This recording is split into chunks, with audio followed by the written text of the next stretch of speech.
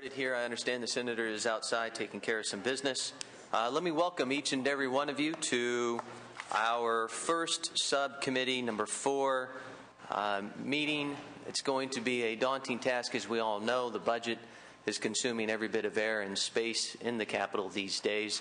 So we're going to have an expedited time frame, which will try to push this agenda in a very expedited fashion. The positive note I will state is that there's been some changes with respect to the Sub-4 committee for you veterans in the room. You may have already noticed that no longer corrections is within the responsibility and the jurisdiction of Sub-4. So that just means we get to dive in further into the other agencies and departments that fall under Sub-4. But it is indeed an honor to be able to serve with Senator Doug LaMalfa with us, as well as Senator Noreen Evans. Senator, would you like to state anything this morning to get going? Thank you, Mr. Chairman. I don't have a whole lot to say, but I'm pleased and interested to be part of this committee as the Budget Committee as a whole. I'm pretty good at math, so I hope that's a useful tool here as we move along through this process. But I look forward to working with the members here, Senator Evans, and you know, it'll be good. I think California's got much potential here if we use the right spirit of attacking the problem we have. So I feel good we can get there. So, thank you. Fantastic. Thank you. Good morning, Senator Evans. Good morning. How are you? I'm well. Good. Fantastic. Would you like to have any opening remarks of any kind? You know, I'll briefly just apologize that I was late. I was detained in the hallway by someone that needed to speak to me, but I'm looking forward to this. And Mr. LaMalfa and I are ending up on a lot of committees together, so it's going to be a good working relationship. And as you know, in 2009, when the state basically faced collapse, I chaired the conference committee on budget. So I've been through a lot of this and look forward to helping continue our path towards some kind of fiscal health. And the work really begins in the subcommittees, so I'm looking forward to our very ambitious schedule in the next few weeks. And I have the honor to be able to serve with 2 veterans that will teach me how to chair this particular subcommittee, so it should be fun. With that, then let's get underway, because we'd like to have a very tight subcommittee meeting today to try to get out of here as soon as possible, but do our due diligence at the same time. The first order of business on our agenda is the vote-only items.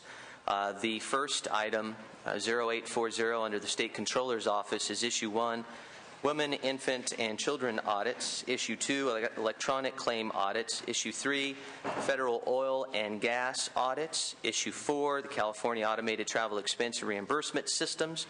Wonder if that included cars for members. I'm trying to bring some levity to this. And the second item, which is 0845, Department of Insurance, Issue 1, Paperless Workflow System Projects. Any discussion on any of these vote-only items from the public? Seeing none, then, can we just get a vote on those items? All in favor say aye. Aye. Great. Those items then pass on a unanimous vote. Moving on to our agenda that's got a little more meat to it. Wonderful. I'm going to use the prerogative of the chair today and rearrange the agenda to take up items 0845, the Department of Insurance, as we have a special guest with us this morning. So if we could get the LAO's office, Department of Finance, those who are responsible for the Department of Insurance, so we can get underway. I know it's customary to usually have the LAO's office go first, but given we've got a special guest, I would respectfully request for our Commissioner Dave Jones to come up to take on the first issue, which is Issue 1, the implementation of the federal health care reform, which has 3 items underneath it. Issue 1A, health insurance premium rates. Also health care coverage, and lastly, health benefit exchange. Commissioner Jones, good morning. Thanks for joining us. Good morning, Mr. Chairman. Senators, thank you. It's a great pleasure to be here today before the subcommittee at the start of its very important work in crafting a budget for California. And I thought it important that I come here personally and express my keen interest in working with this subcommittee and the Senate Budget Committee and the Senate and the Assembly in making sure we have the best possible budget to serve the needs of Californians. I understand the committee is interested in discussing 2 specific items, and so I'd like like to dive right into those with just a little bit of an overview, and then I'm going to turn the baton over to Ms. Robin Baker, who's the Deputy Commissioner for Administration. I do want to underscore that this department is responsible for regulating an industry with $125 billion in annual premium revenue. It's a big part of our economy, and it's a big job. I also think it's important to remind the committee, as if you needed any reminding, that this budget for this department is 100% special funded. There is absolutely no general fund impact associated with the budget. Well, let me correct that. In one way, there's a positive impact, and that is we're charged with collecting about $2 billion annually in premiums that are paid over to the general fund to assist this legislature and this committee in meeting the various needs and demands of the people of California. The two items that the committee has asked us to discuss specifically today are, first, 3 budget change proposals that were included in the governor's budget that are associated with legislative mandates that the legislature enacted last year. Those are issue number 1 in your agenda, and let me just tick through those quickly. The first is a mandate under SB 1163, which is a bill authored by Senate Budget Committee Chair Mark Leno last year that the governor signed into law. This particular law requires the Department of Insurance to review all health insurance rate filings to determine their actuarial soundness and their reasonableness. And so we have asked, and the governor has agreed to include within his budget, a item associated with the personnel needed to accomplish that task. Second, a second bill passed last year by the legislature and signed into law by the governor, Assembly Bill 2047, is new requirements associated with the practice of medical rescissions. This obtained some notoriety in the last couple of years. Health insurers and managed care plans rescinding health insurance policies after people had paid for them month after month, year after year. This legislation puts new requirements on the health insurers with regard to their policies and bases on which they can make those rescissions. It requires us at the department to review those policies for compliance with the law. In addition, it sets forth a new adjudicative program that will allow individuals to appeal their rescission and requires us to review those, so we need additional staffing associated with that. And third, but not least in importance, SB 900 and AB 1602, which are state bills that the governor signed into law that establish the new health benefit exchange. And this is a place under the Federal Health Care Reform Act where about 4 million Californians will be able to purchase new health insurance products. These products have to conform to certain requirements. There have to be essentially for each product 5 different types of products in gradation based on comprehensivity of benefits. We have to review all of those for conformance with the law, and so that particular BCP gives us the staff to accomplish that. So that's the first discussion item. The second discussion item is an item related to a cut in the department's budget in the 09-10 budget, a line item veto by Governor Schwarzenegger that reduced the department's budget by 10%. It was not just a 10% cut to personnel, it was a 10% cut to personnel and to operations and equipment. It resulted in about a $17.4 million reduction in the department's capacity. At the time, there was no analysis done with regard to the impact of that cut on the department and its degradation of the department's ability to carry out its mission, but it has had that impact. And let me just give you a brief sampling of some of the ways it's impacted us. We have a backlog of 1,080 files in the Rate Review Bureau. This is the bureau that reviews rate increases for auto, property, and casualty insurance and rate decreases. But we have a backlog of 1,080 filings, and that limits the ability of insurers to either raise their price or lower their price, has impacts on their ability to meet certain market price points, as well as impacts consumers. Our Market Conduct Division has a 23.7 staffing reduction. That's meant that we're producing fewer market conduct exams. These are examinations of the insurance companies to make sure they're engaging in lawful claims practices. Our fraud division has 10,445 cases that have merit but are unassigned due to a lack of resources. Can you give me that number again, 10,000? 10,444 cases that have merit, and we have the Deputy Commissioner for Enforcement here who can further elaborate on that. Our legal department's Policy Approval Bureau has a backlog of 587 files. This is critically important. The Policy Approval Bureau approves new policies for submission to the California market. So insurers that are seeking to bring new products have to get approval through the Policy Approval Bureau, and we have 587 files backlog. We can provide you with further detail about that. So this is just a flavor of the impact. It's impacted consumers, it's impacted the insurance industry, and is why we requested the budget that the governor restore in his budget the entirety of the 10% cut. The governor and the Department of Finance decided to restore only half the cut, and they have included that in the budget that is before you for consideration. The budget includes what's called a workload BCP in the amount of approximately $7 million in some 50 positions, which is half of what we requested, but it will assist us significantly in addressing these backlogs. I can't promise you we'll eliminate them all, but it will get us at least to a place where we can begin to address them. And so we are respectfully asking that the committee approve the governor's budget as to these two discussion items and move the budget forward for consideration by the full budget committee and the Senate. With that, we have Robin Baker, who is the Deputy Commissioner for Administration, that can provide further detail on each of these items. Good. Any questions for Mrs. Baker? Senator Evans? Actually, I have a question for Mr. Jones. Sure. First of all, Mr. Jones, I'm delighted to see you here in this capacity. It's a real pleasure. I just wanted to clarify some of your remarks with respect to that 10% cut back in 2009, 2010, which was a very important year for our state. That 10% cut, that was a line item veto by the governor, right? That was not something the legislature had proposed. That's correct. And these are not general funds, correct, that are supporting your department. They're all special funds, I think you said. 100% special funds. So that 10% cut did not in any way directly impact the general fund.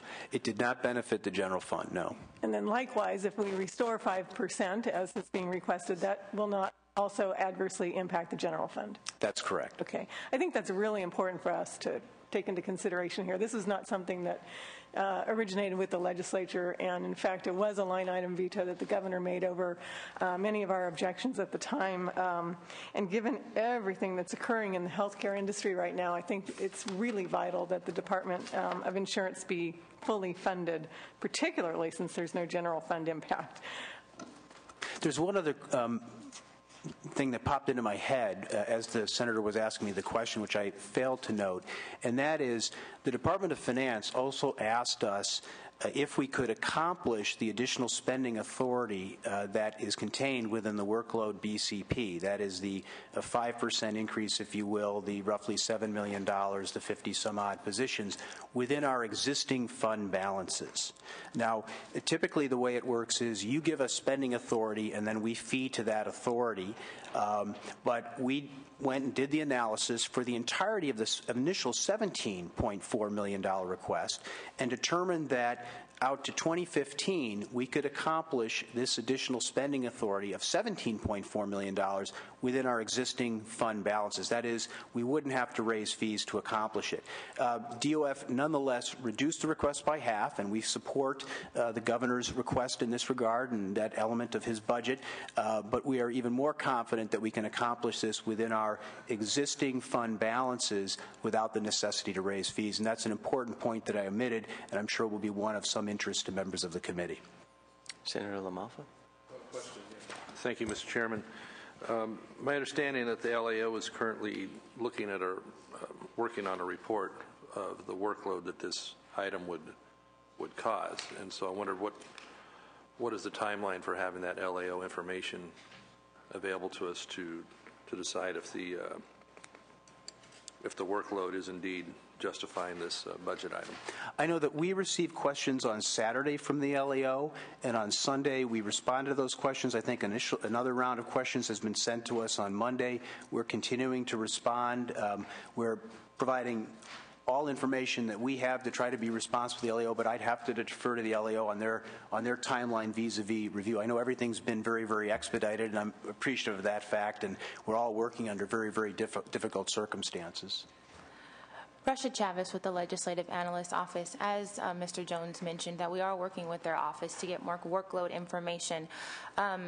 It could be a timeline to try to help you all along by around the week of February 14th. A more detailed analysis, in our opinion, would be done at the beginning of March, but we can try to expedite the process to do something towards the close of the budget sessions. Okay. I could be, personally friendly towards where you're trying to go with this here, but I wondered if it'd be appropriate for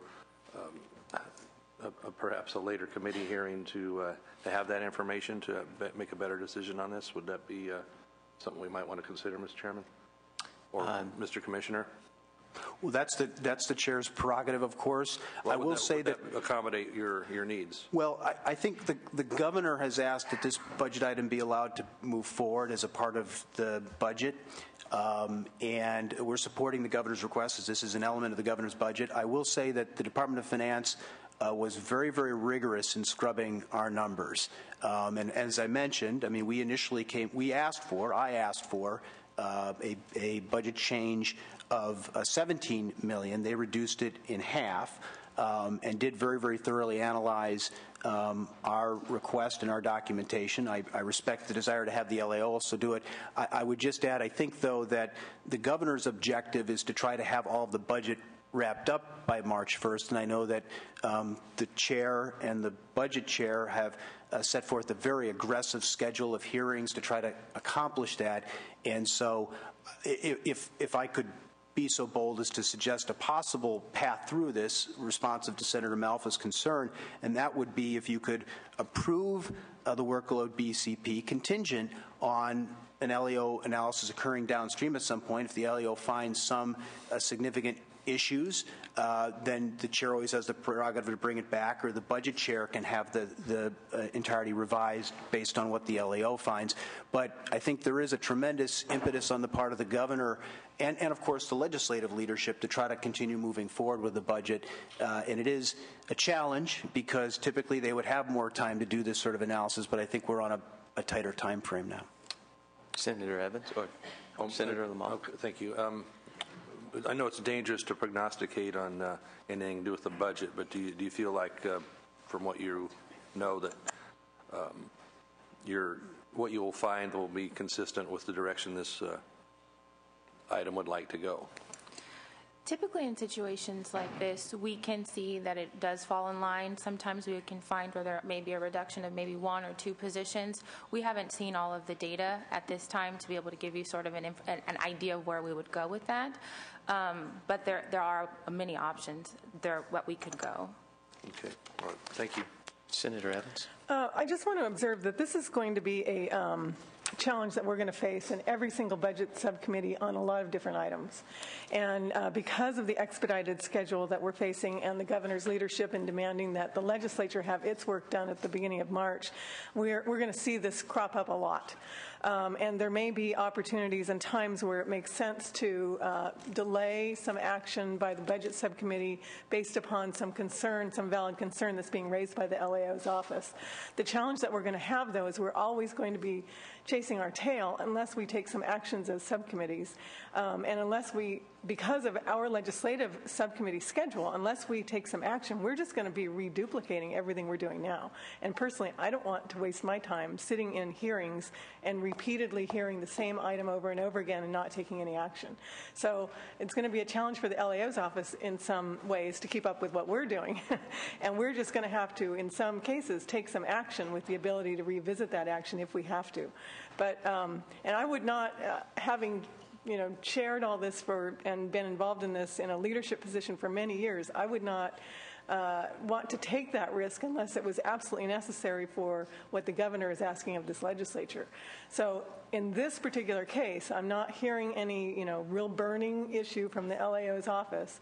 I trust the Department of Insurance leadership here.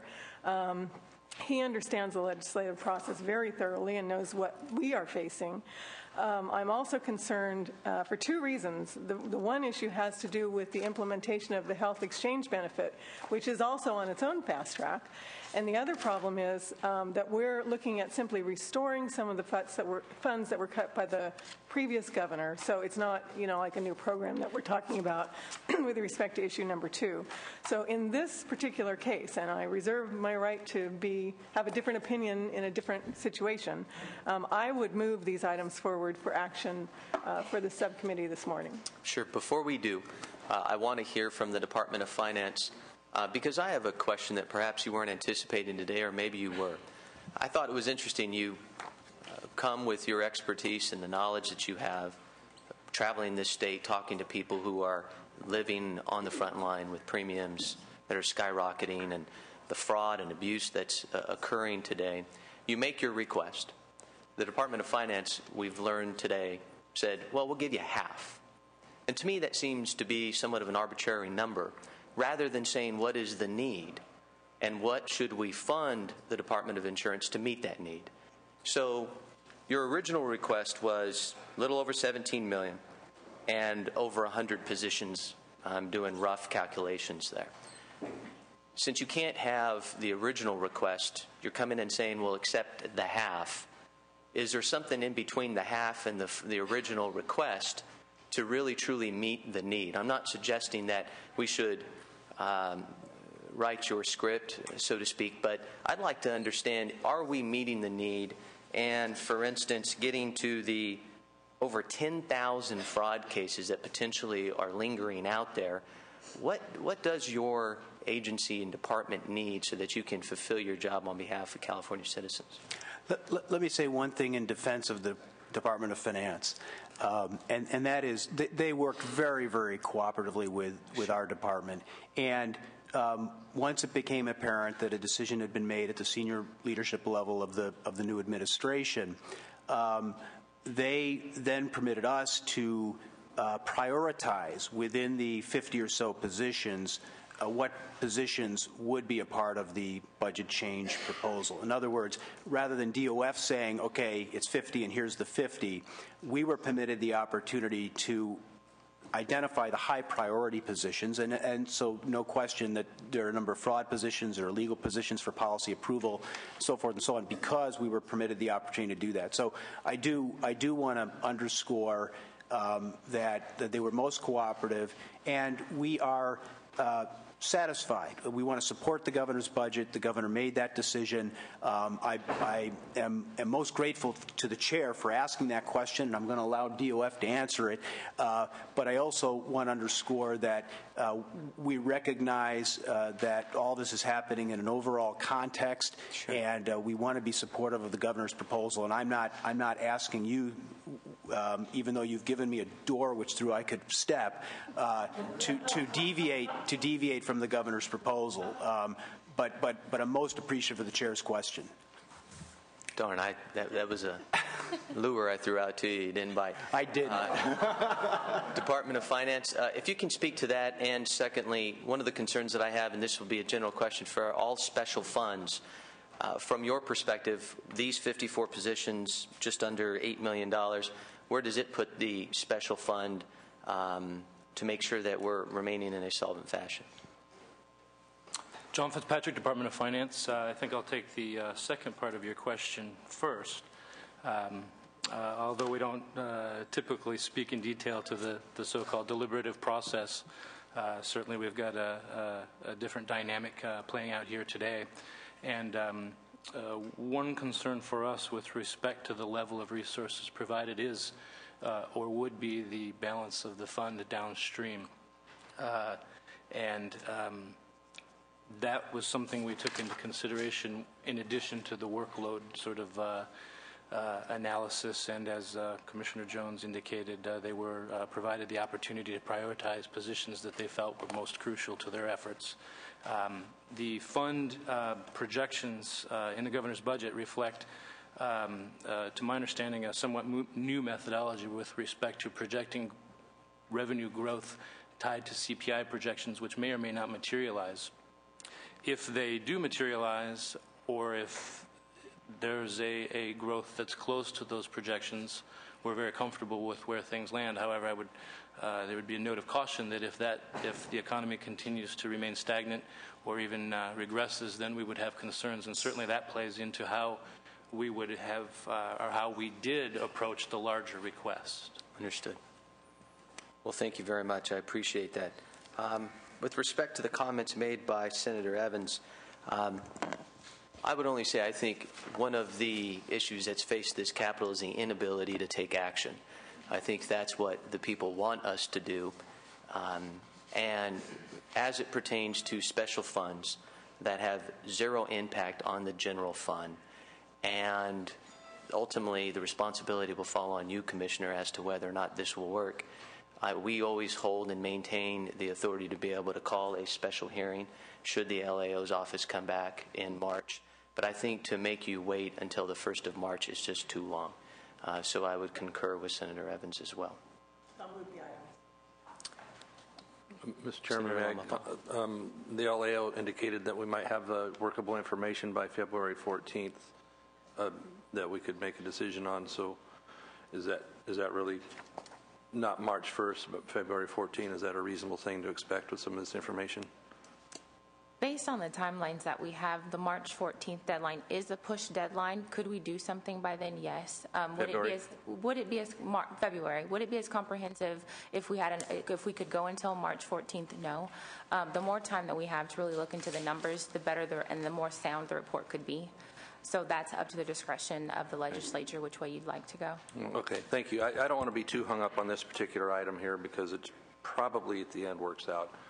But I always find it's easier to keep the gate latched, to keep the horse in, than trying to go capture it and put it back in later. I don't think we revisit a lot of things around here.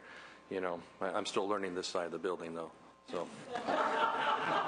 It's a nicer side, I understand. Yeah. You got a nice building yourself there, former colleague in the Assembly. Not complaining, sir.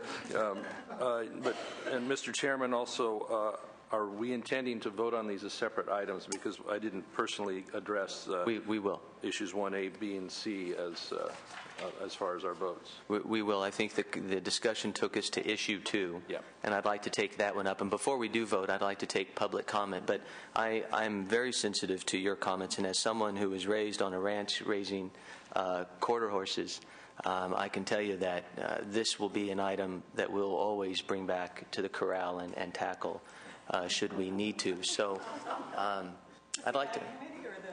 No, we're a bunch of country boys. So. Frustrated Ag Committee.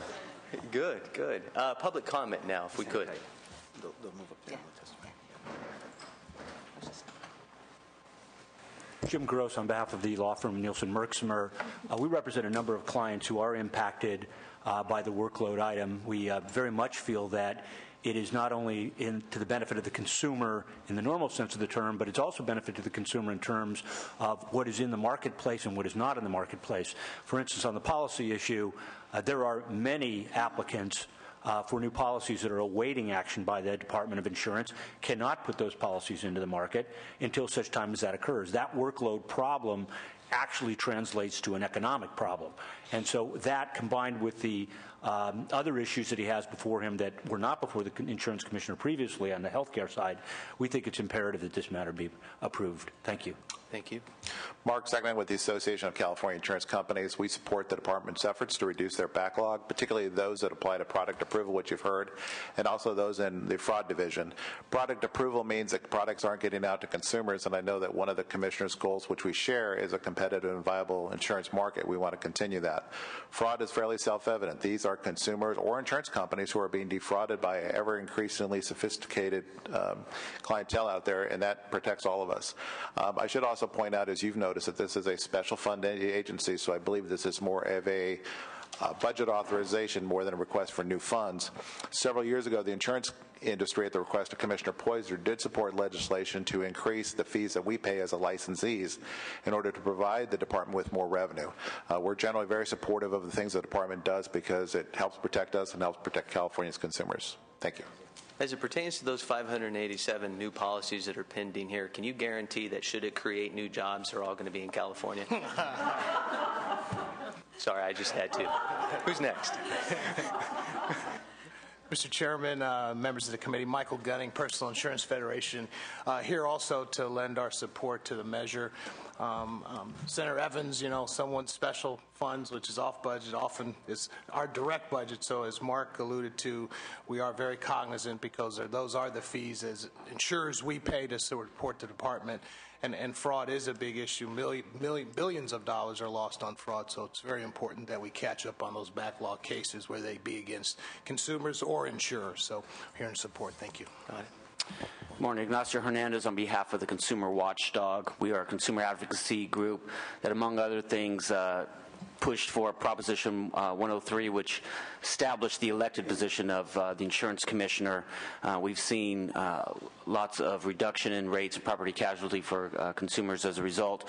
We're also here in support of the funding for the department. Certainly, as we've seen, there's about 1,000 files in the Rate Review Bureau, which could translate into savings for consumers, for everyday individuals to small businesses.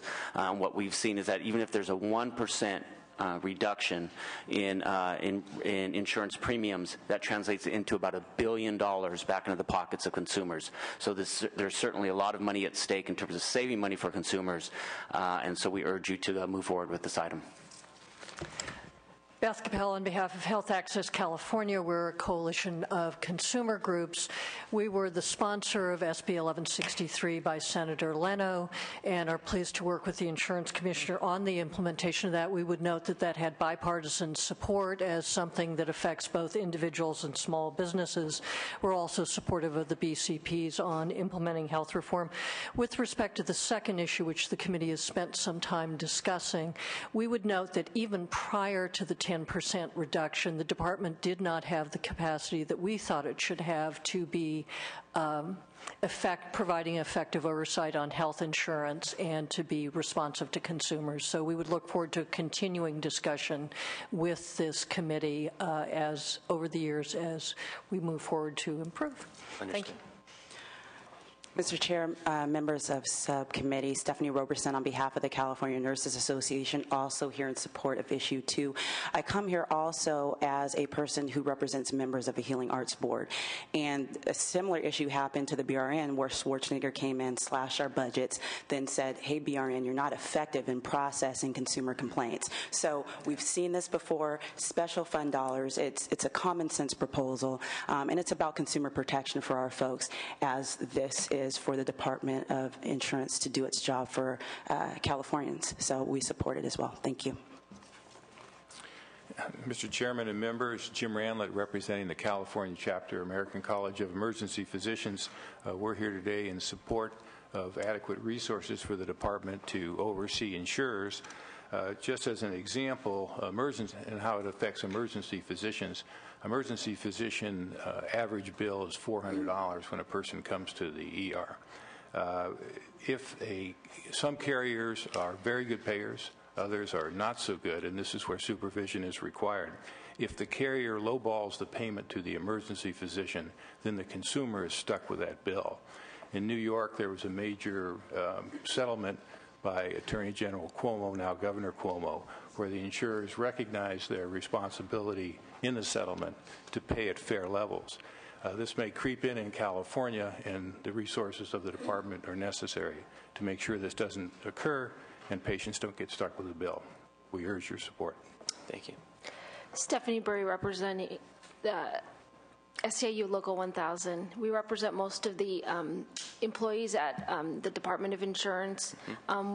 The professionals that work at the Department of Insurance who do the important work there support these requests because, again, they are the ones who are working extra to still accomplish all the work that is required at the department with less colleagues to actually do the work.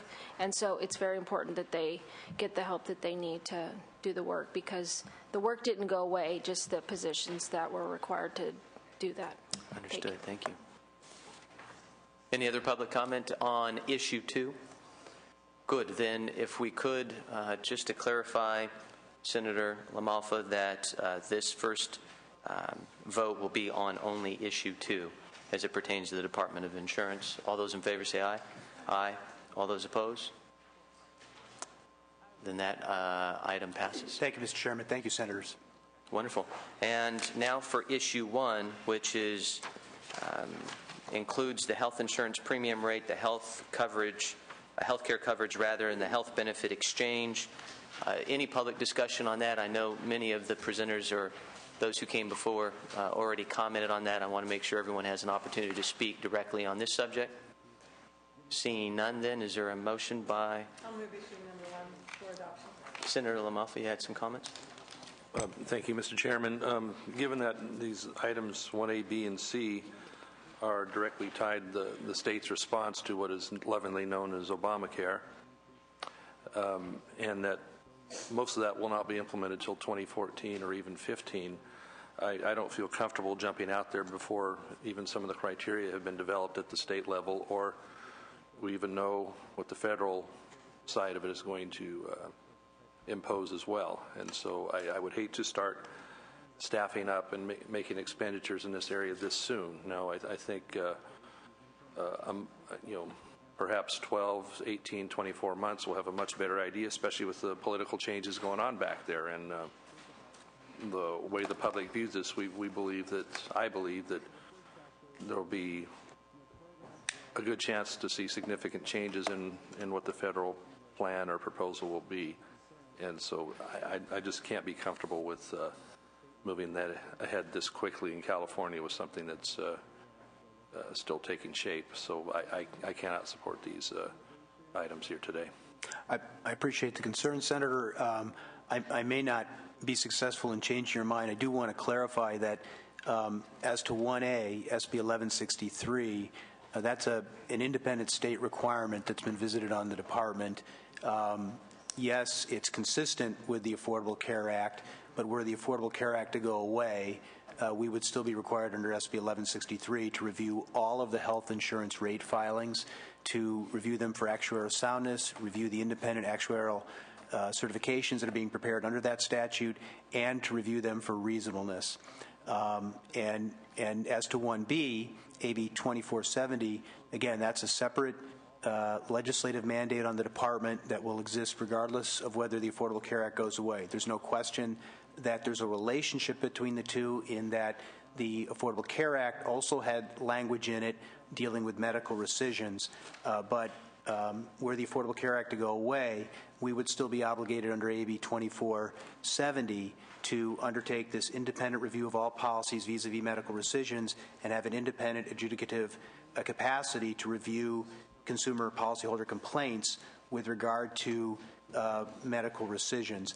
And I think that it's unlikely that the legislature would unenact both of those two laws, because they both stand on significant occurrences within the California market independent of the Affordable Care Act. SB 1163 is an effort to try to have more transparency with regard to rates, get more information out there in the wake of all of the rate increases, Blue Shields being the most recent, many of which have hugely impacted small businesses.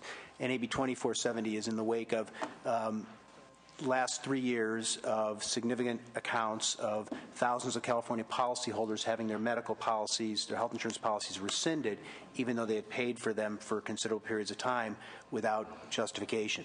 The last one, the health benefit exchange, that clearly is more directly connected to the Affordable Care Act.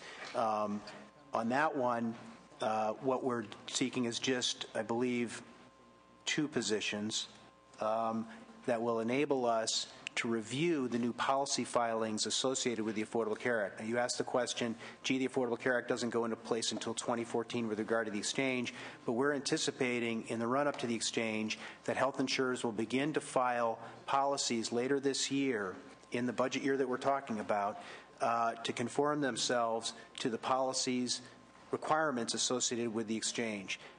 And I believe it's the goal of the exchange legislation that this legislature passed on a bipartisan vote to get that exchange up and running so the switch can be turned on 2014, which means a lot of work has to occur before then, defining what the contents of policies is, giving the department the capacity to review those policies, and making sure everything is in place in advance of turning on the exchange. So I know that I wanted to offer that clarification. I respect, obviously, Senator, your view on this, and I appreciate the thoughtful and deliberative way in which you've approached our department's request.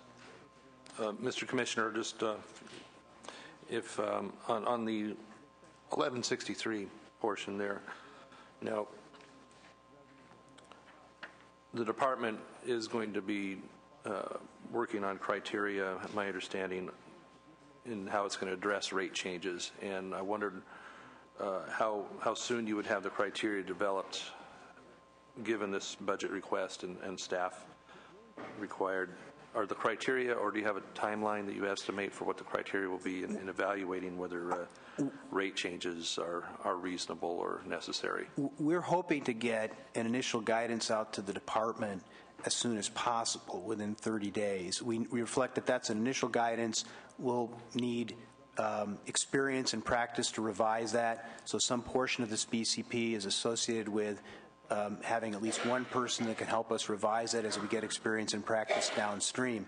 But SB 1163 said that any rate increase that goes into effect on or after January 1st is supposed to be reviewed by me pursuant to the new SB 1163 requirements.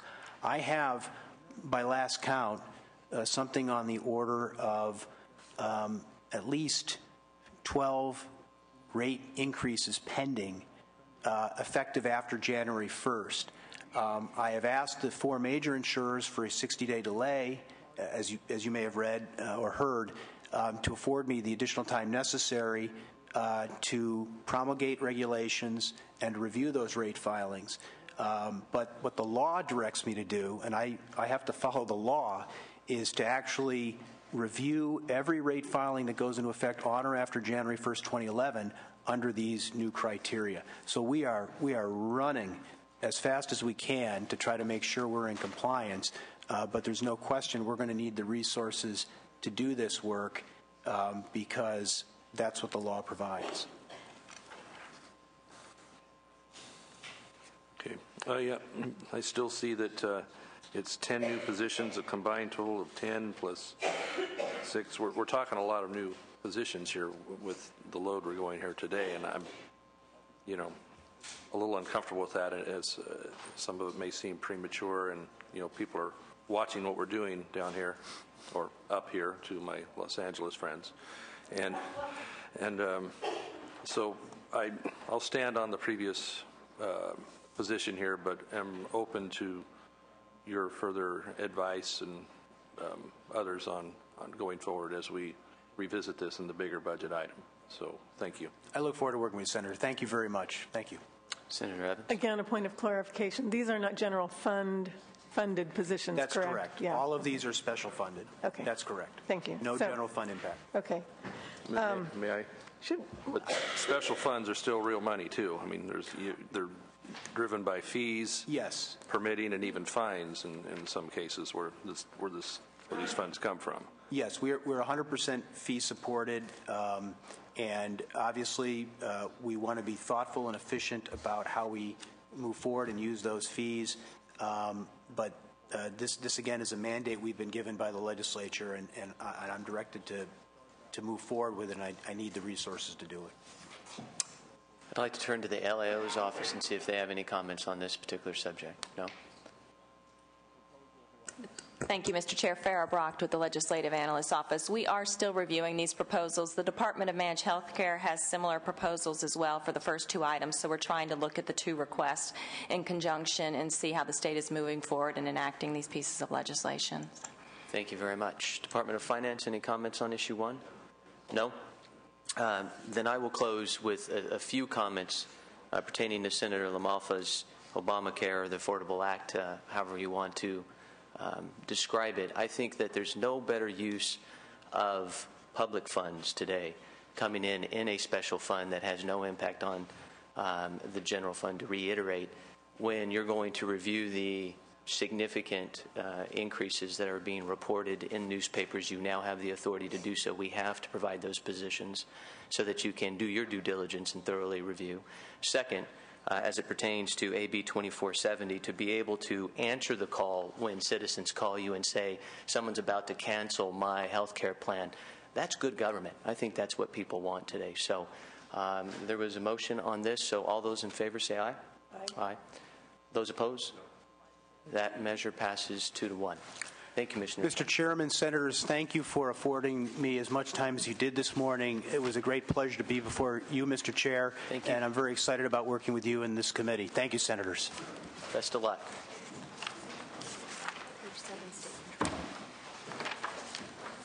This takes us now to the State Controller's Office.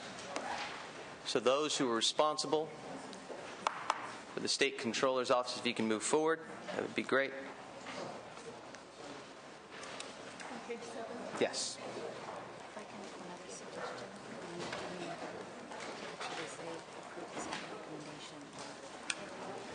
Sorry.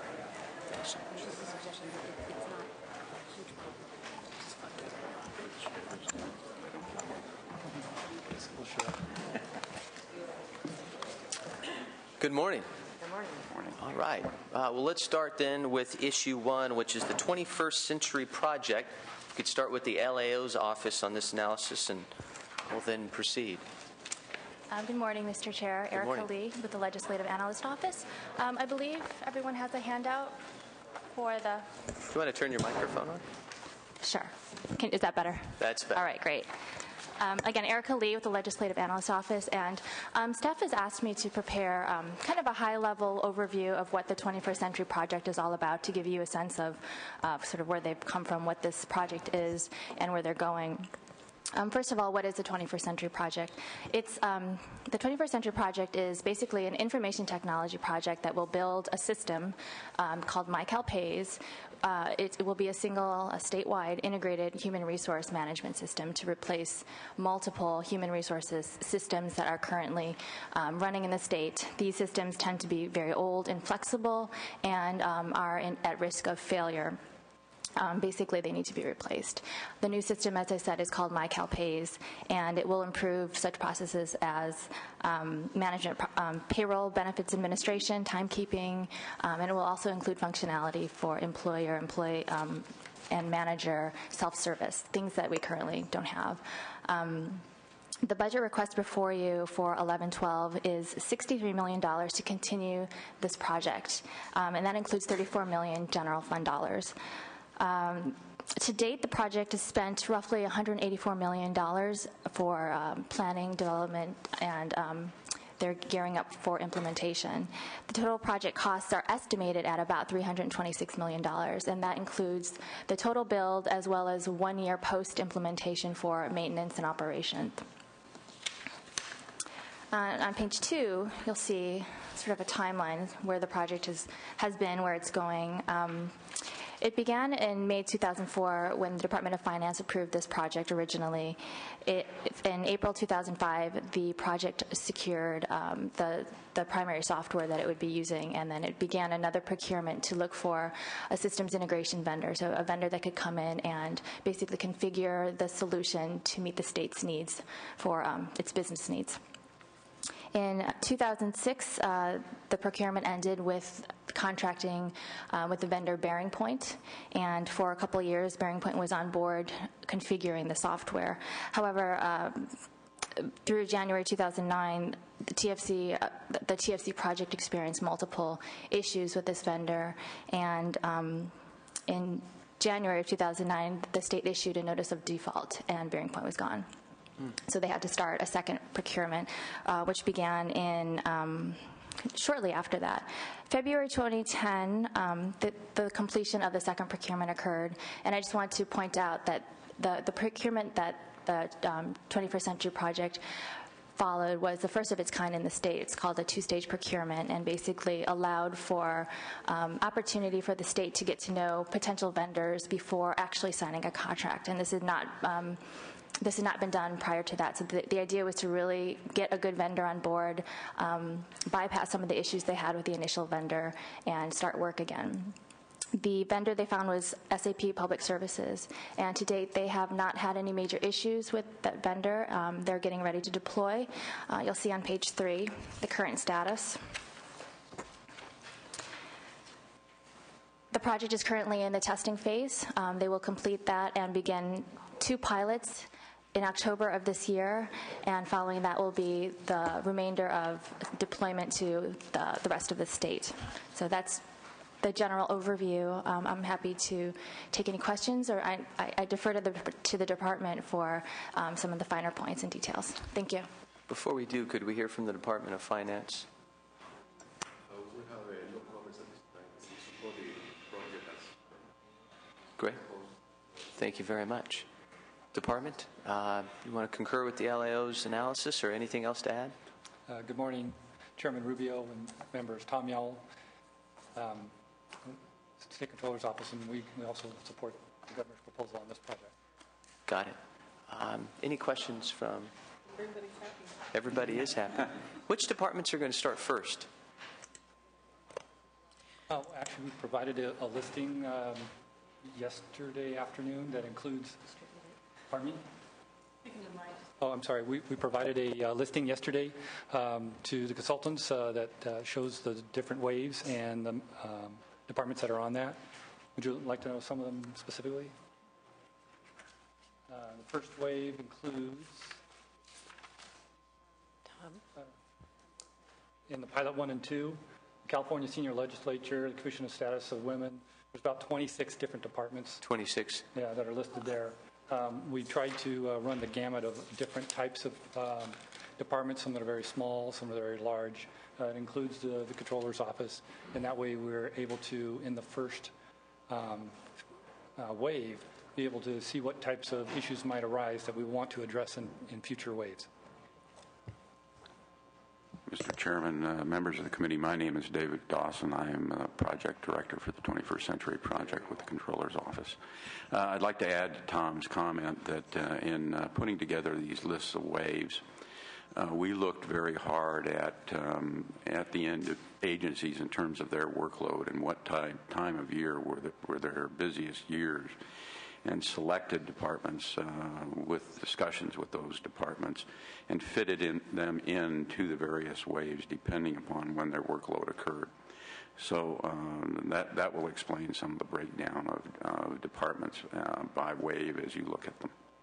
I'm just curious, representing the great 16th district, bias is the best district in the state, but we also have, I think, it could be argued, the highest number of prisons than any other district in the state.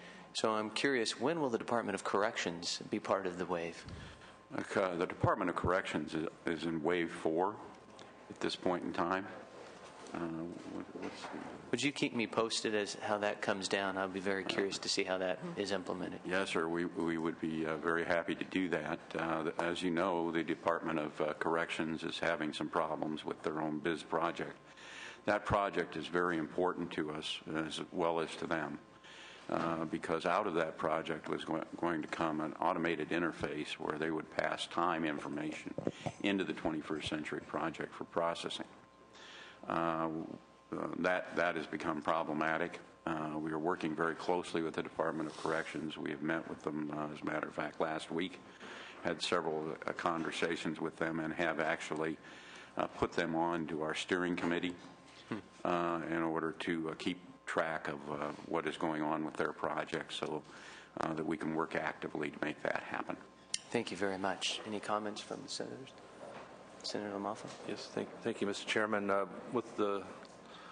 Speaking of waves here, with representing now a portion of the Pacific Coast for the first time, I'm excited about the idea of more waves. Sorry. Okay, I had to. It's okay. So are we. I was curious, how many total waves will there be? We have 5 waves planned total. Okay. And after the 5th wave, what departments would be omitted that were probably perhaps originally part of the bearing point or other previous?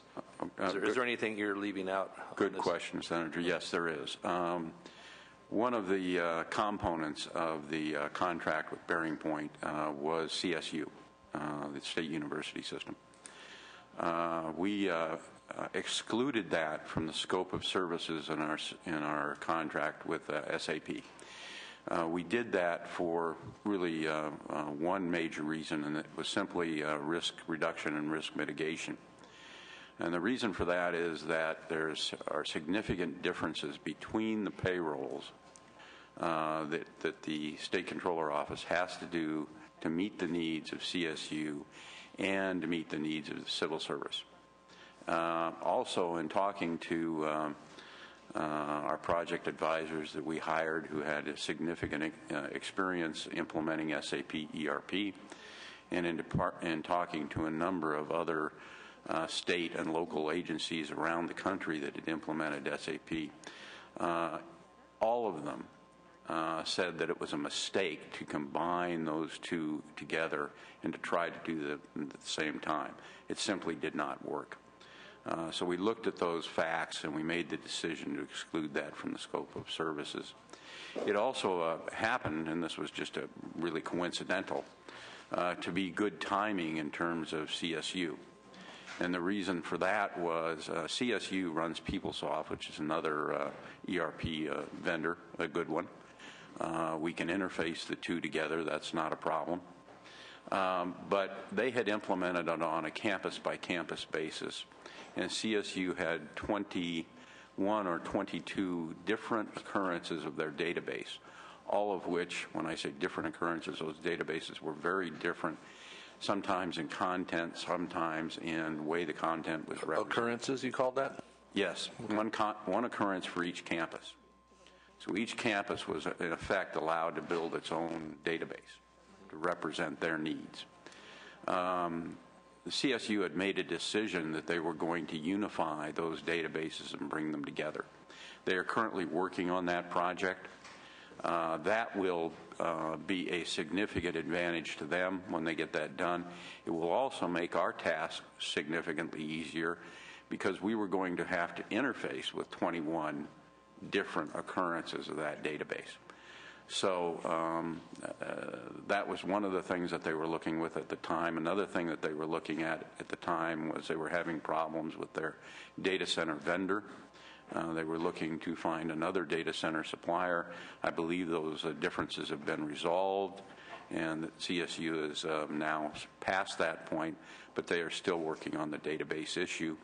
And we expect that the timing of that and the completion of this project will be about the same at this point. We don't have specific information to that effect, but that's our best guess. No, the systems that CSU will be on they're standalone from what SAP has or will have when these waves are complete. It's still going to be completely separate, but will they be able to at least speak the same language? Should there be the need, or are they? No, they will not. Standalone. They will be standalone. Well, they are being maintained on the legacy system. We're still doing their payroll. All right. So, but your question, I think, is more directed towards, will we be able to just connect them together? And the answer to that is no. We will have to have a project that looks at bringing those two together. And we have not looked at the details of what that will take to do.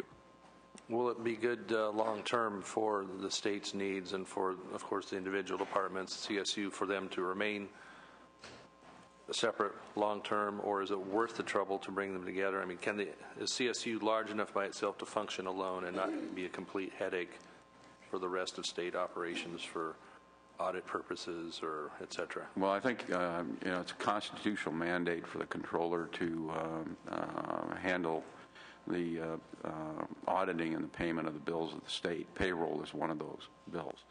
So it's not a headache to us. It's part of our job. The mechanisms that we use to link those together and bring that information together can be different. And in fact, it is different today in our legacy system. There is a lot of the legacy system that is very unique to CSU. So we don't see really any difference other than what the changes that we have to make in the ERP environment to link the two together.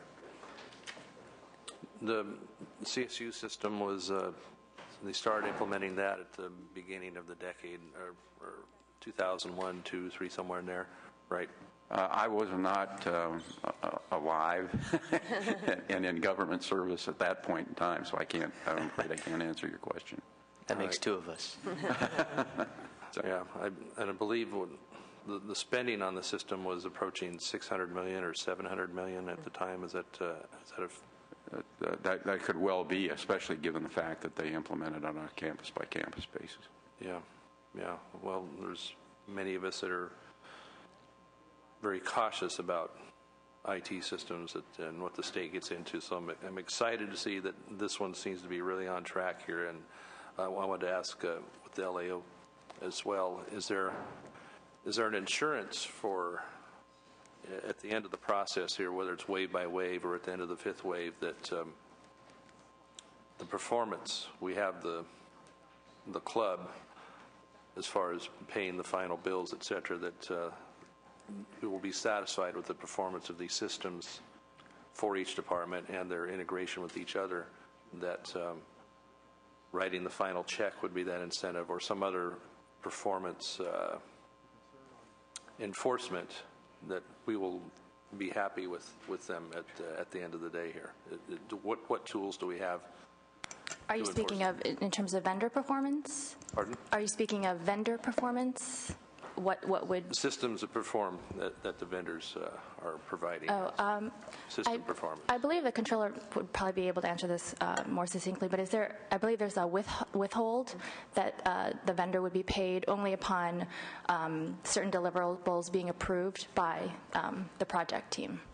Yes, that is correct. There is a withhold, as the LAO mentions. The work that is being done by SAP is deliverables based. They do not get paid on those deliverables until they're completed. There is extensive, very extensive testing that goes on of various types, integration testing, unit testing, load testing, negative testing, more kinds of testings than I can remember to relate to you at this point in time. Including testing to see that the systems that are the hardware that is put in place is capable of handling the workload. Now that is a different issue, of course, from getting the individual agencies and departments ready to use the system. All right, and we have vendors that are coming in to help us do that. This really forms a bubble of work that comes into play towards the end of the project. We have several different types of vendors that are helping with us with training material, with deployment activities, and we are looking at all types of approaches, from web-based training to in-person training to putting out regional centers where we will activate a regional center for a period of time in support of, for example, corrections. We can't see them bringing all of their employees into Sacramento. I think they have about 300 people that are involved in time entry activities, bringing them into Sacramento for training. So we will be opening transition centers to help with that kind of activities. Each, of course, agency and department is going to be different in the rate that they pick that up and the rate that they learn the material. And we're aware of that. We are working with them now. We're having constant meetings with them about their requirements, what we're doing, what the schedule is, what they need to do. And as problems come up, we will look for remediation for those problems and deal with those problems. Got it. Thank you. Any other public comment on this particular subject? Seeing none, staff's recommendation is to approve the budget request. I'll move the item for adoption. I'll second it. Great. All those in favor say aye. Aye. That passes unanimously then. Moving on to issue 2. Thank you, Mr. Chairman and committee. Thank you very much. Our next item is unclaimed property accounting workload.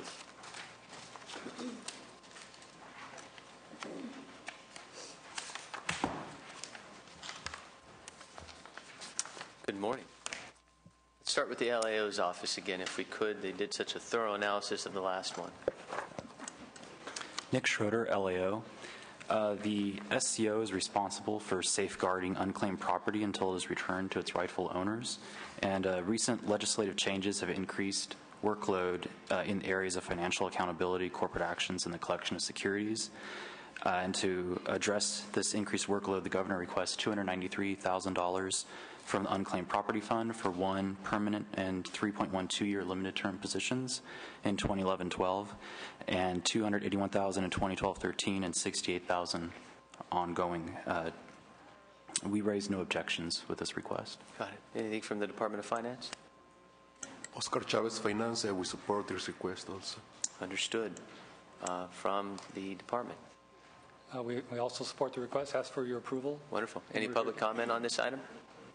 Seeing none, I'll turn to Cindy.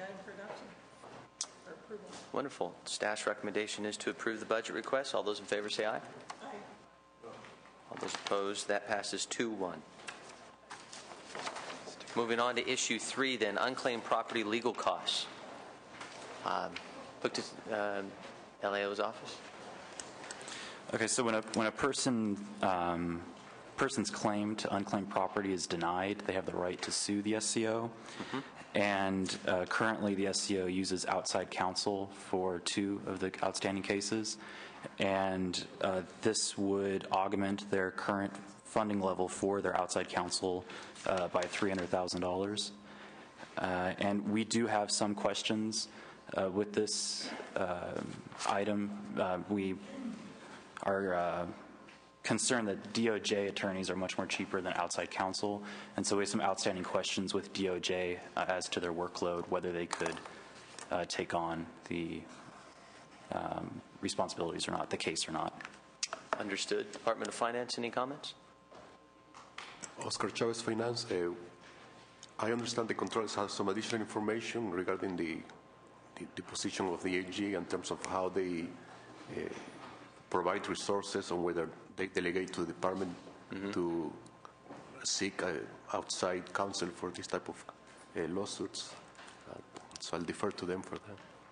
Go ahead. That's correct. We delivered yesterday, I believe, copies of the letters from the Attorney General's office supporting our request for outside counsel on the few cases that we need. Every time we can use the AG, we do use the AG, and it's on certain cases of class action lawsuits where it makes sense, and especially the fact that these are potentially limited term cases, to use outside counsel. Understood. Any public comment on this particular item? Seeing none, LAO has some questions. I think you ought to get those letters to them, and perhaps you can continue to communicate and share information. But the staff's recommendation is to hold open pending receipt of additional information and more work done between the LAO's office and your department. Do we concur? Wonderful, then. Is there a motion to that effect? Do we need a motion? Is there a vote needed? I'll move it if we need to. Yeah, let's do it. All right. All those in favor say aye. That passes, or that is held upon additional information. Item 4 is airport customer facility fee audits. LAO. Under current law, airports can collect fees that can be used to finance the construction of consolidated rental car facilities and also for common use transportation systems for passengers to get from the airport to the rental car facilities. As part of this, independent audits must be performed prior to the initial collection of the fee and also to any increase of the fee. And recent legislation has required SCO to review these internal audits. And the governor requests one position and $140,000 in reimbursement authority for 2010-11 and $134,000 for 2011-12 to conduct the review of the audits. And we hold no objections to this. Got it. Department of Finance concurs? Yes, we do. We concur. Any public comment on this item? Seeing none, staff's recommendation is to approve the budget request. All those in favor say aye. Comment, please. I'm sorry. Thank you, Mr. Chairman. My understanding was that when SB 1192 was passed, it authorized a 400% increase in the amount the facility charge that rental companies were required to collect from each customer. And so it seems as if we're generating revenue in order to sustain a bureaucracy here. And I'm very troubled by that. That's a lot of additional fees for the innocent customers when they use the product are then hit with when they get to an airport and, wow, that wasn't built into my rental fees. And so, I mean, I understand this is removed once from SB 1192, but I just got a big issue with that. And so I'm not excited about supporting additional positions that help sustain something that I felt pretty strongly to begin with was not right. And so, I mean, any commentary about we have no comments about the legislation. Our request is merely to request the resources to carry out our responsibilities regarding the legislation. Yeah, well, I have great difficulty with that, so as we open the roll, I'll take appropriate action. Got it. All those in favor say aye. Aye. All those opposed? That passes 2-1. Senator LaMalfa voting no. This now takes us, for those who are following along on our agenda, to page 15. Secretary of State, Issue 1, Help America Vote Act, amending spending plan.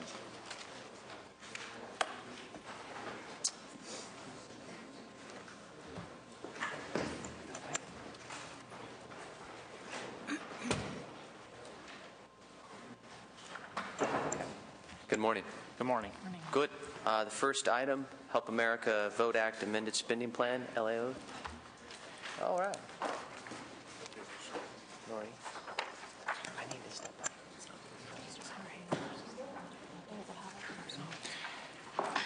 Chair and members, my name is Chris Reynolds. I'm the Deputy Secretary of State for HAVA activities. The amended HAVA spending plan continues some items that have been initiated since 2005, and the legislature has deemed appropriate to continue funding. Essentially, it's funding for county contracts to pay for voting system upgrades to meet the requirements of the Help America Vote Act. It's $1 million for local assistance to help with improvements to polling place accessibility. It's $1.6 million to pay for administration and oversight of the program. And some various programs such as voter outreach, voting system testing, operation of an interim solution to meet the requirements of Section 303 of HAVA, which is to provide for a statewide voter registration database and for state administration of improvements to the accessibility of polling places. So, thank you. LAO comments? We raise no objection to the proposal. Department of Finance? Questions? Well, Madam Chairman,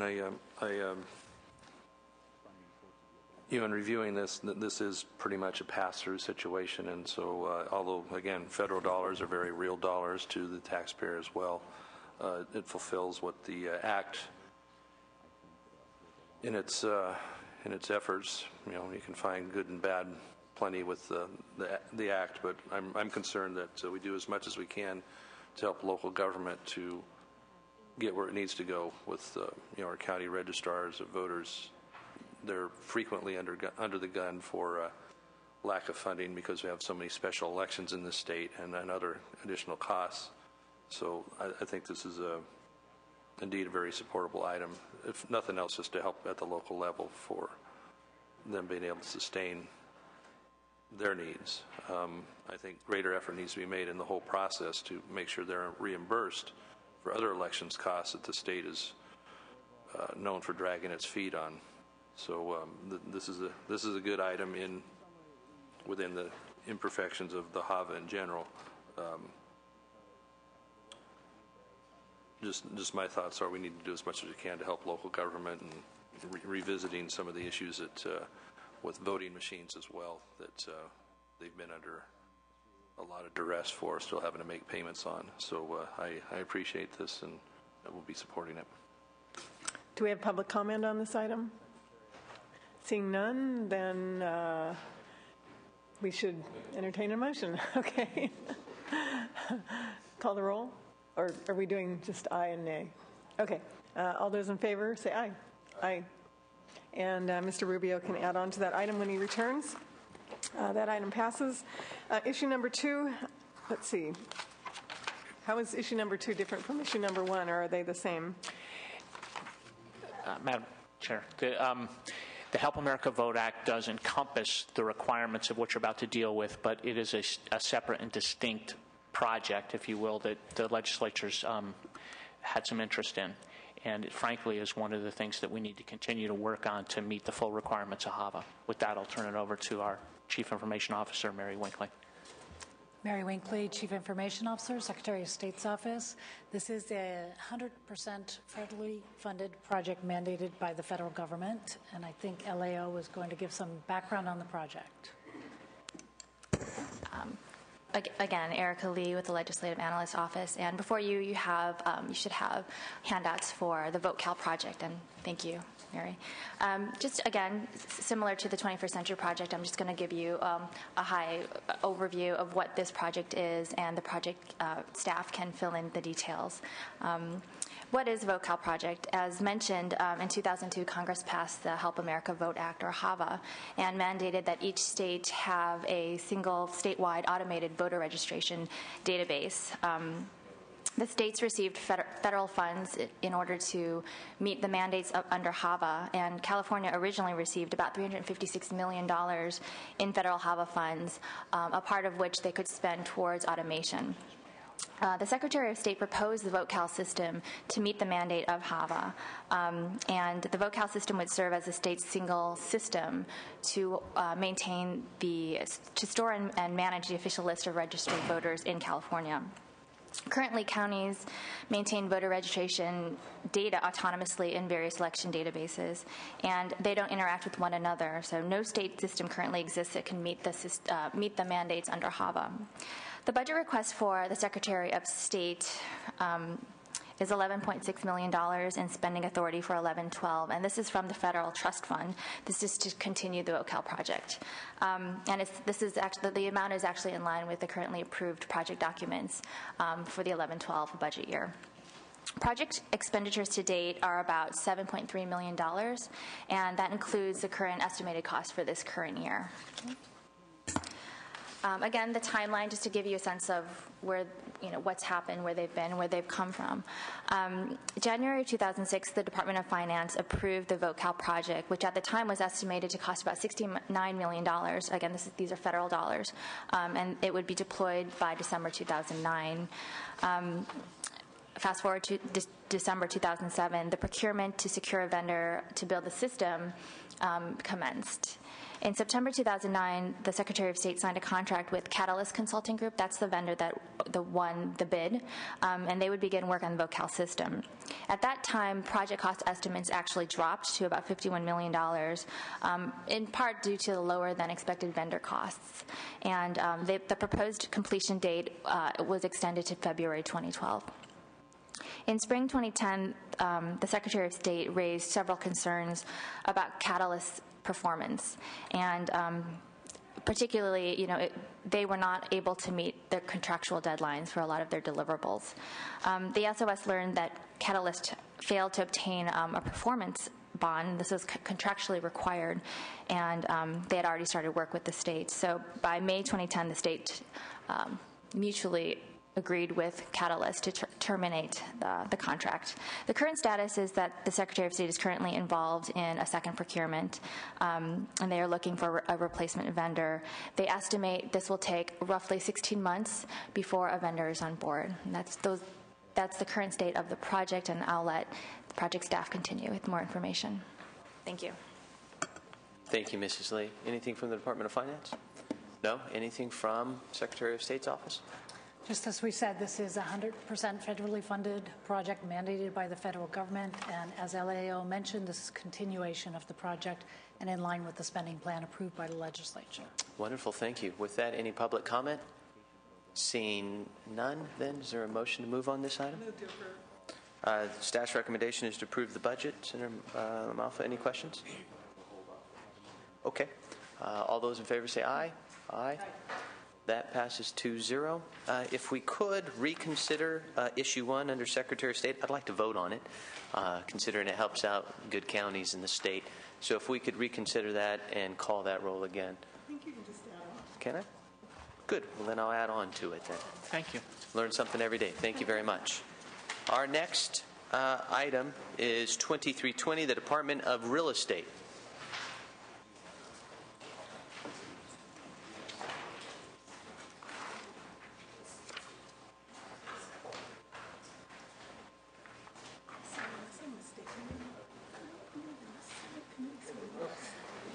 We don't? Oh, we do? Okay, good. We don't need a second in the Senate.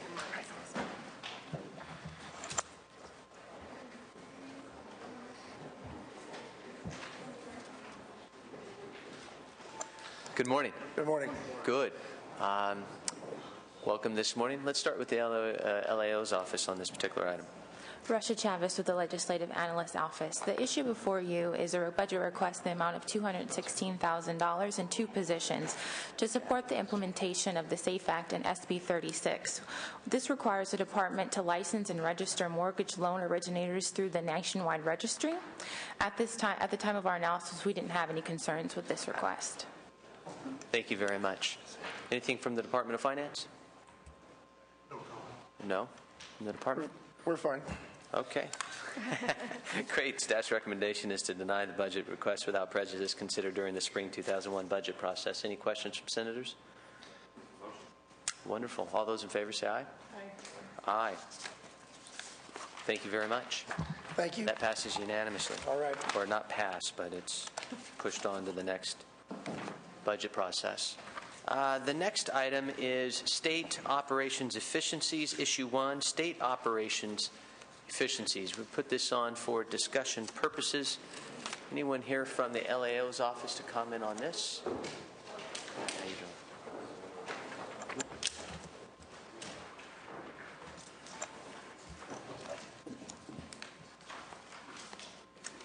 Nick Schroeder, LAO again. The governor proposes in his budget $363 million, which is a $200 million general fund, unallocated cut to improve operational efficiencies. And we have 2 concerns broadly with unallocated cuts in general. The first being that the state has a poor record of achieving the full savings of unallocated cuts. And the second being that it takes the legislature out of the decision process, and so it's the administration's priorities rather than the legislature's priorities. That's all we have to comment on. Wonderful. Mr. Gillen from the Department of Finance. Good morning, Mr. Chairman and members. Richard Gillihan, Department of Finance. As the agenda notes and as the LAO just reiterated, the governor's budget includes $363 million associated with operational efficiencies, $200 million of which is general fund. We believe these will be achieved through efficiencies in state ops, including departmental reorganizations and consolidations, review of peace officer classifications, review of other areas like contracting, fleet operations, and cell phones. Currently, we are identifying the universe of options, determining the relative benefits of each, and then prioritizing them into actionable plans that could be implemented. As you know, cell phones were the first one out of the gate. There was an executive order issued, I believe, on January 11th. Or January 10th, and we expect others to follow in the weeks to come. Some of the more complex efforts, such as reorganizations, will probably take a little longer to sort of get the plans in place and proceed forward. And then we just note that this is a budget year issue, so we are using the time between now and the start of the next fiscal year to get our plans in place so that we can hit the ground running and hit our mark with the savings target. So with that, I'll turn it over to any questions. Any comment from the public on this item? Seeing none. Mr. Gillian, I got a couple questions right out of the gate. The first is, have you gotten all the cell phones back yet? We have not, but we are working on that. We expect to be issuing a budget letter soon or some other policy directive to give departments instructions on how to implement the executive order and achieve the reduction in cell phones. And so at what date do you have to receive all 96,000 cell phones to see and experience the $20 million savings? Well, the governor's executive order called for the cell phones to be turned in or shut off by June 1st. Got it. And then we would expect to start seeing savings in the budget year. Once you know, I turned my cell phone in. Good. I offered to turn mine in as well. Good for you. With respect to the reorganization, I'm certain have heard by now that the Senate has formed a new committee. consolidating local government and tax, rev and tax into one. I forget the name of it. Can anyone? The Committee on Reorganization, something. How do you see the relationship between what you're planning with the reorganization and creating greater efficiencies, and that with the work that the State Senate is doing? I don't have a direct answer at this moment because we haven't finalized plans on what departments or functions would be potentially reorganized, but as those plans are finalized, they will obviously most likely need legislative approval, either through a GRP process or through legislation. So we would engage the legislature at the appropriate time. Do you know which agencies or departments you might start with respect to reorganization? No, and at the risk of getting out in front of any decisions by the governor's office, I can't really speak to anything more than was included in the governor's budget. But the goal of the administration is to try to get it done by June 1? That's the cell phone piece. The other pieces will fall into place as the plans are finalized and then implemented. So with respect to a time frame process for that portion of efficiencies, that's going to happen in the next fiscal year, so then the savings will be experienced in the following 12-13 fiscal year, you anticipate? It would depend on the timeframes. I wouldn't say that everything would fall to budget year +1. We expect to hit our target in budget year at $200 million. Okay. Any questions from senators? Question. Senator Evans? Thank you. With respect to the state vehicles, I carried legislation on this issue, in fact, last year, because we had discovered an enormous fleet of vehicles that was just sitting in a parking lot unused. And, time going on, the vehicles were getting older and older. So I support this item number 2 that is being discussed, but I'm wondering what the timeline is on that. Again, until the governor's office announces what the next steps are, we don't have a specific timeframes yet.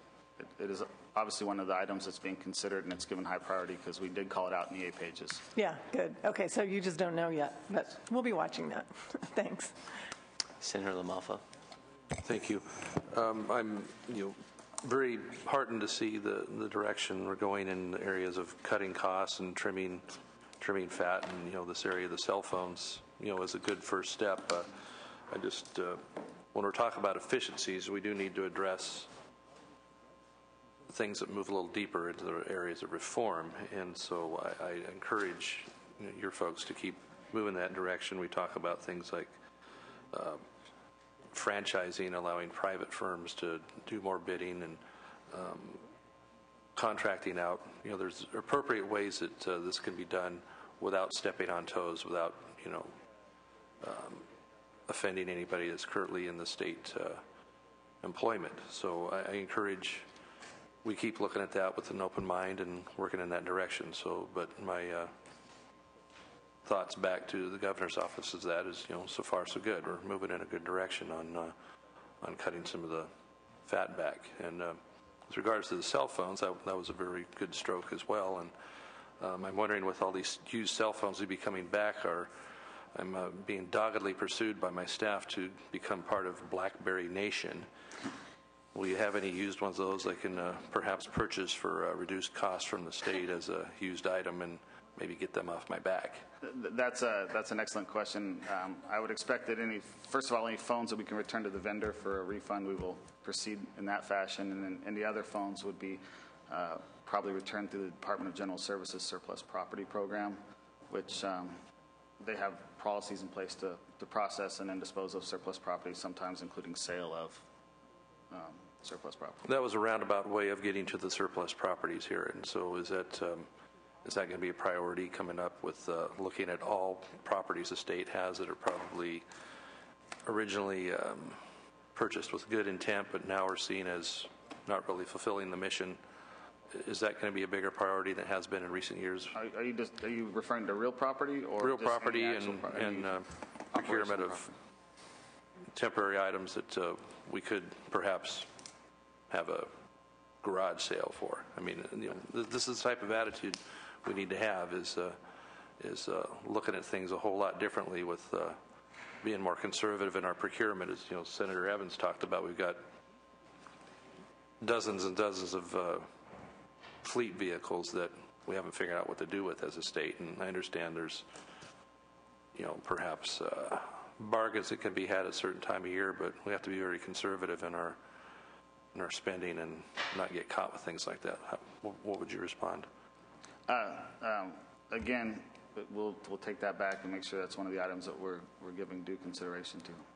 We're essentially creating a list of all the options and then working through that list to try and prioritize where the best places to proceed first, what's going to take longer term to implement. So I will carry your comments back and make sure they're, to the extent they're not already there, in the discussion. All right. Look forward to working with you on it. Thank you. And for those that can't go back to surplus, I hope that we would recycle the other 90,000 cell phones. I believe proper recycling is part of DGS's good disposal of property. One last item is the elimination of the American Recovery and Reinvestment Act Inspector General, transferring much of those responsibilities to the state auditor and the state controller. Having reviewed the state auditor's budget here recently, then the additional responsibilities the legislature, or rather not the legislature, but the initiative with the redistricting commission has been brought under the authority of the state auditor's office.